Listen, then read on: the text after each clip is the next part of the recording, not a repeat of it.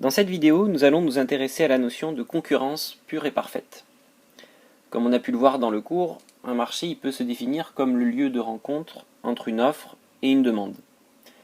Et cette rencontre, elle va déterminer une quantité échangée et un prix de vente.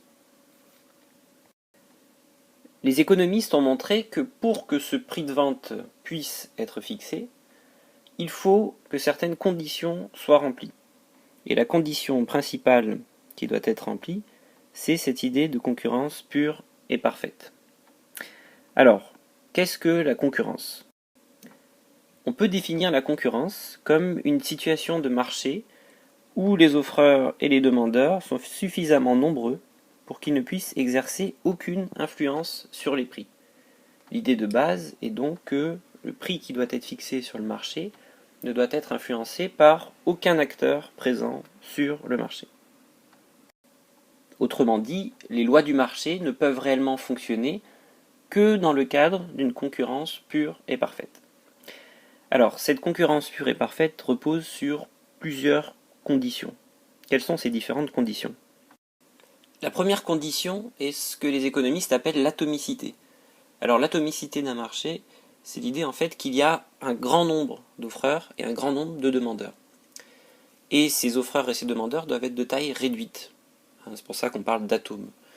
Et on dit qu'il y a atomicité du marché lorsque aucun agent du marché ne peut, par sa seule action, exercer une influence sur les conditions du marché. En bref, cela signifie qu'un seul acheteur ou un seul vendeur ne peut faire baisser ou augmenter le prix du marché. La deuxième condition est l'entrée libre sur le marché. L'idée, c'est que il faut exclure toute réglementation qui impose des conditions préalables à l'entrée sur le marché. Les individus doivent donc être totalement libres de créer une entreprise et de se rendre sur le marché sur lequel ils désirent exercer leur activité. La troisième condition est l'homogénéité du produit. L'idée derrière est toute simple, c'est l'idée que tous les produits qui sont offerts sur le marché doivent être comparables ou homogènes, c'est-à-dire qu'ils doivent être très très proches et vraiment similaires. Quatrième condition de la concurrence pure et parfaite, c'est la transparence des marchés.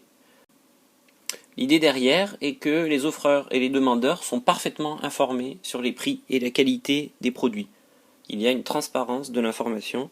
L'information est disponible à tout moment pour tous les acteurs. Enfin, la dernière condition de cette concurrence pure et parfaite, c'est l'hypothèse de mobilité. C'est-à-dire que les facteurs de production, à savoir le travail et le capital, peuvent se déplacer librement entre les différents marchés et être réalloués instantanément. Ces 5 conditions permettent donc de définir ce que les économistes appellent la concurrence pure et parfaite. Et ces hypothèses vont permettre de fournir un modèle explicatif de la fixation du prix d'équilibre sur les marchés. Nous reverrons plus tard dans une autre analyse que lorsque ces hypothèses sont remises en cause, il y a une influence sur le fonctionnement du marché et il existe des marchés qui sont imparfaitement concurrentiels. À vous de vous exercer maintenant à travers ce petit exercice. Vous devez faire correspondre ces différentes propositions avec les conditions de la concurrence pure et parfaite.